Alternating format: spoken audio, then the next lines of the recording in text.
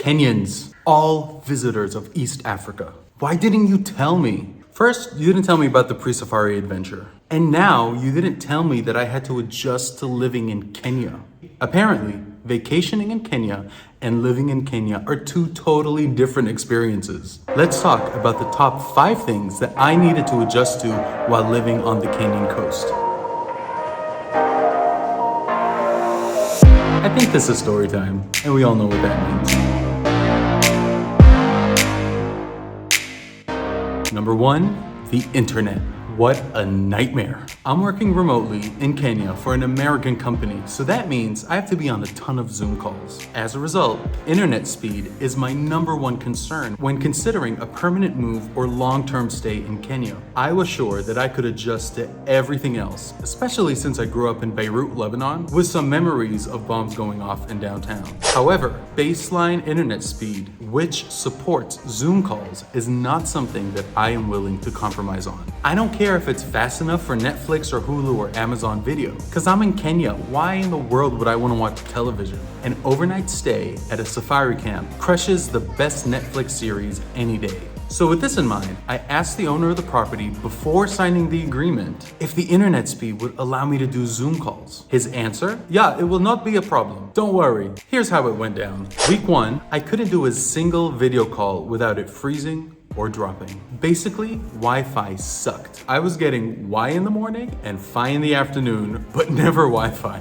And I'm now officially worried for my job. Week 2, as luck would have it, fiber service was now available in the neighborhood. So I asked the landlord to sign up for the faster service, which he did without hesitation, and life was looking up. Calls were much better, so working remotely was seamless to my colleagues back in the US. Then the friggin' Wi-Fi router stopped working. Why? I finally had the speed that I wanted, but the Wi-Fi router on the property rendered it useless. Week 3. To combat the daily Wi-Fi outages that always seem to happen on Zoom calls, I told the tech person who was fixing the router that I wanted a cable that plugs right into my computer from the router. And he laughed, thinking I was joking. I was stone-faced. He said, "Are you serious?" Yes. That would be about 50 feet and I would have to run it through the window across the apartment to your computer. So I said, "Can you do it today?" Look at my setup. It's ugly, but it works. I highly recommend it for those who are working remotely and rely on a high-speed connection. Without consistent service, my boss would order me back to the US. It worked like a charm.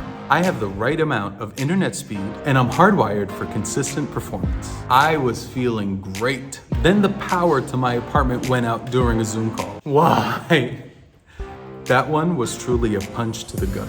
So I said no more. I went to Safaricom and bought a data bundle for my phone and a portable hotspot as a backup for when the Wi-Fi router stopped working, which was several times a day. I basically didn't have a single pain-free day of internet access for the first 3 weeks. That brings me to the second thing that no one prepared me for while living in Kenya: power outages. Given that this is a long-term stay, the landlord indicated that I needed to pay for my own power separately. He said it would be around $20 a month, which I thought was reasonable. For the record, it was twice that. After a week in the apartment, the power went out, but then I noticed that there were lights on the property, so it was only my apartment. I called the on-site maintenance guy. Sorry, but I'm uncomfortable using the word houseboy. We need to get rid of that term. Anyway, he said that I needed to pay for it myself. How am I supposed to know this? I expected the landlord to present me with a power bill at the end of each month that I would pay. I was so wrong.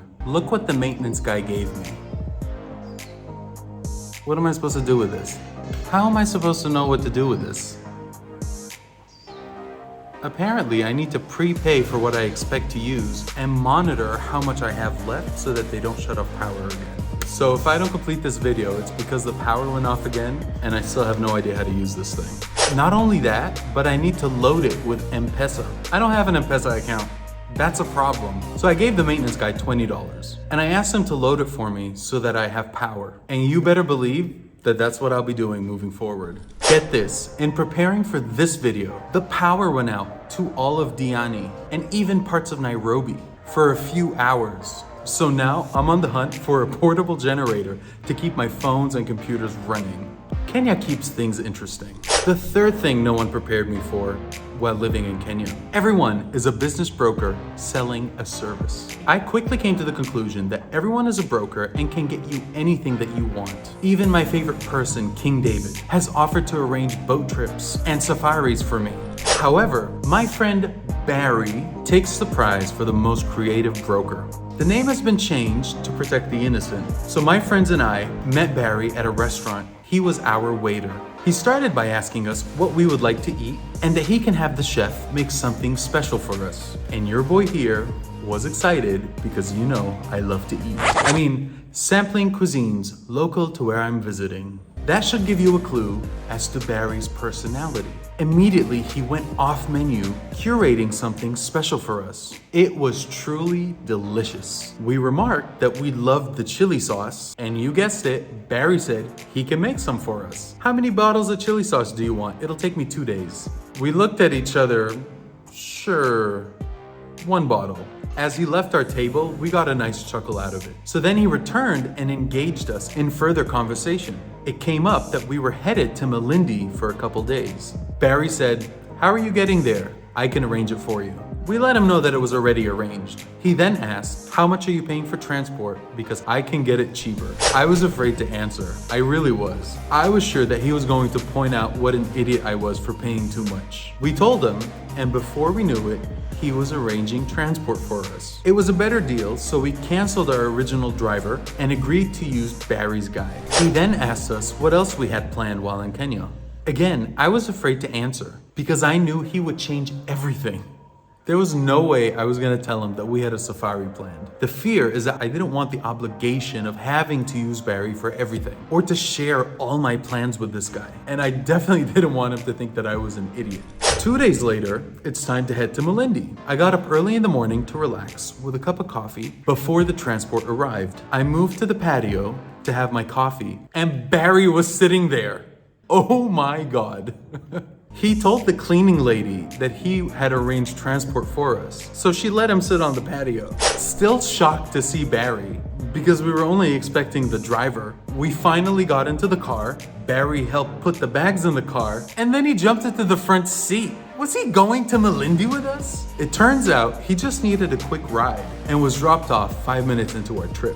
We joked for the rest of the day that Barry was just gonna pop up when we least expected it. We joked that he was gonna be the captain of the ferry on the way to Malindi, that he was gonna be the pilot on the plane we took later, that he was gonna be the chef at the restaurant in Malindi, that he was gonna be on the beach selling souvenirs to us, and the list goes on. Barry, if you see this, please know that we appreciate you and that our jokes are all in good fun. The fourth thing no one prepared me for while living in Kenya is negotiating. Why wasn't I warned that I need a class in negotiations? Everything here is up for negotiation, and it appears to be expected and welcomed. Imagine getting into a tuk-tuk and you ask how much and you get a response of whatever you think is fair.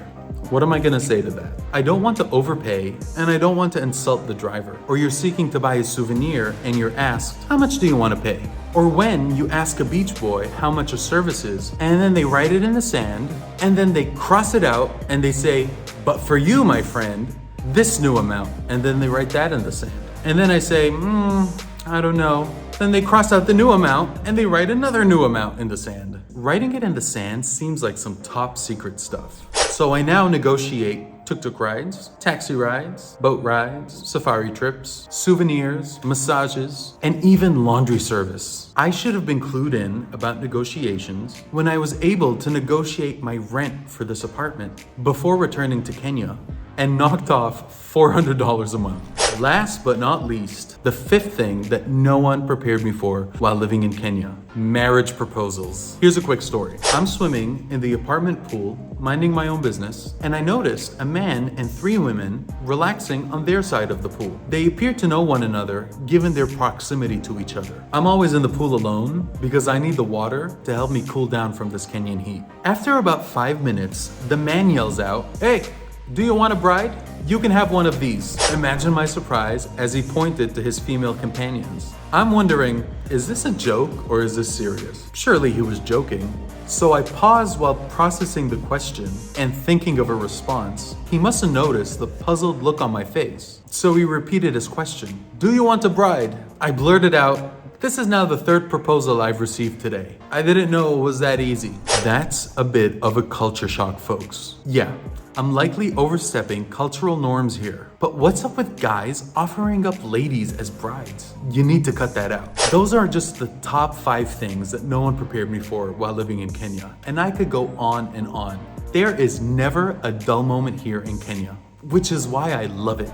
Oh wait, what about the people that listen in on your conversations? In the US, we call this eavesdropping. But this isn't eavesdropping, folks. This is active listening. There is no attempt to avert eye contact or hide the fact that they're listening. I'm listening to your conversation, but don't mind me because I'm not going to interrupt. So just carry on and make it a fun conversation.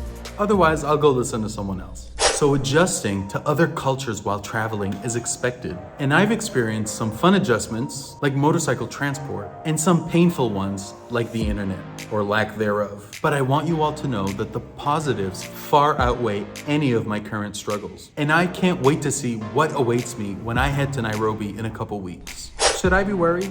As always, if you like the video, like and subscribe, and share your favorite video on this channel with a friend.